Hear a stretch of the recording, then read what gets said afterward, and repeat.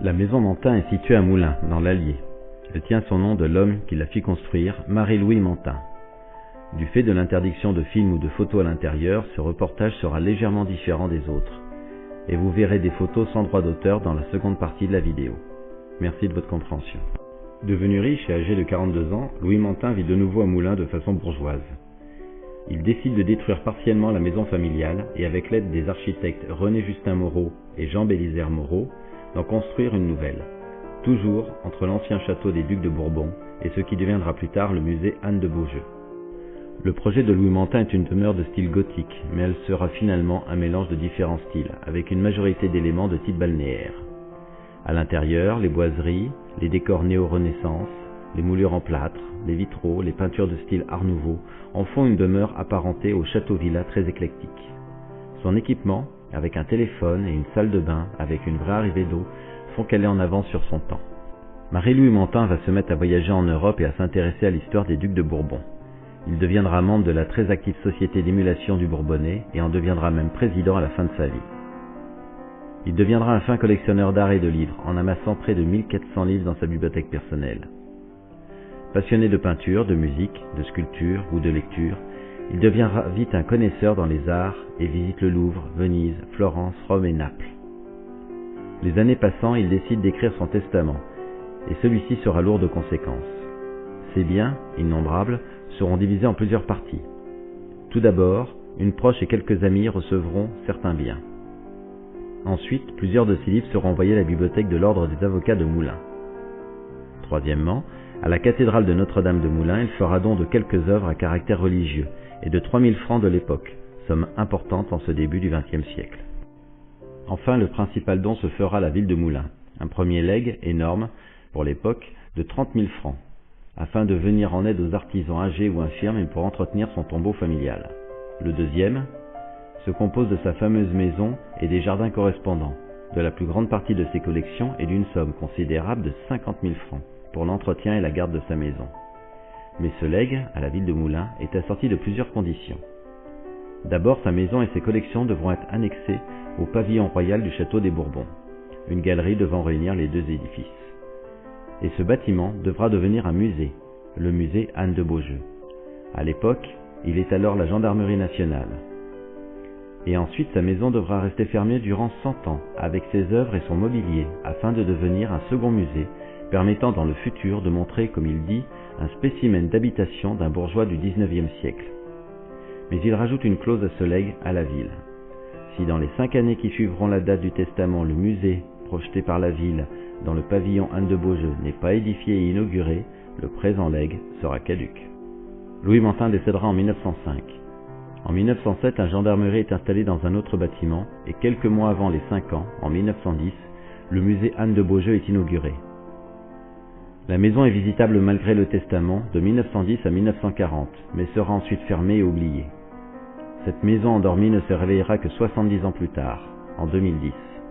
Après 3 ans de travaux et de rénovation entrepris par le Conseil général de l'Allier, elle réouvre enfin ses portes en tant que musée comme souhaité par son dernier propriétaire.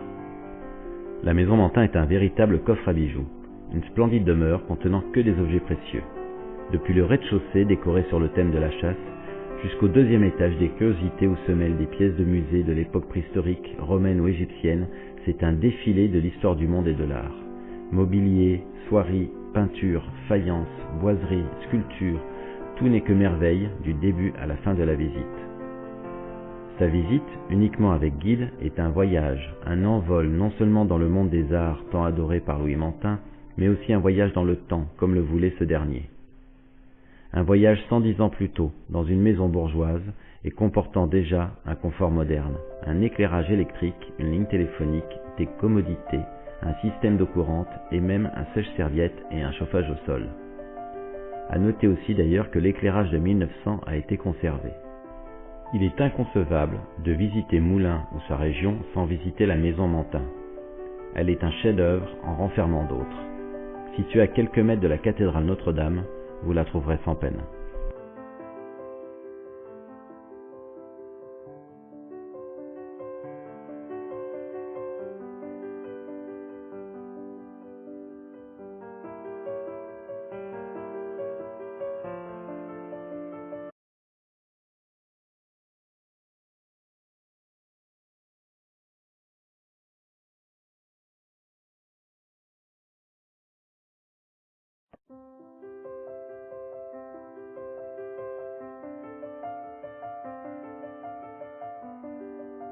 La maison Mantin est située à Moulins, dans l'Allier.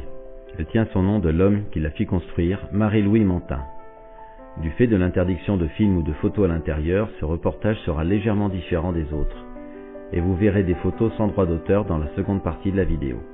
Merci de votre compréhension. Devenu riche et âgé de 42 ans, Louis Mantin vit de nouveau à Moulins de façon bourgeoise. Il décide de détruire partiellement la maison familiale et avec l'aide des architectes René-Justin Moreau et Jean Bélisaire Moreau, dans les années qui suivront la date du testament, le musée, projeté par la ville dans le pavillon Anne de Beaujeu, n'est pas édifié et inauguré, le présent legs sera caduc. Louis Mantin décédera en 1905. En 1907, un gendarmerie est installé dans un autre bâtiment et quelques mois avant les 5 ans, en 1910, le musée Anne de Beaujeu est inauguré. La maison est visitable malgré le testament de 1910 à 1940, mais sera ensuite fermée et oubliée. Cette maison endormie ne se réveillera que 70 ans plus tard, en 2010. Après 3 ans de travaux et de rénovation entrepris par le Conseil général de l'Allier, elle réouvre enfin ses portes en tant que musée comme souhaité par son dernier propriétaire. La maison Mantin est un véritable coffre à bijoux, une splendide demeure contenant que des objets précieux. Depuis le rez-de-chaussée décoré sur le thème de la chasse, passionné de peinture, de musique, de sculpture ou de lecture, il deviendra vite un connaisseur dans les arts et visite le Louvre, Venise, Florence, Rome et Naples. Les années passant, il décide d'écrire son testament, et celui-ci sera lourd de conséquences. Ses biens, innombrables, seront divisés en plusieurs parties.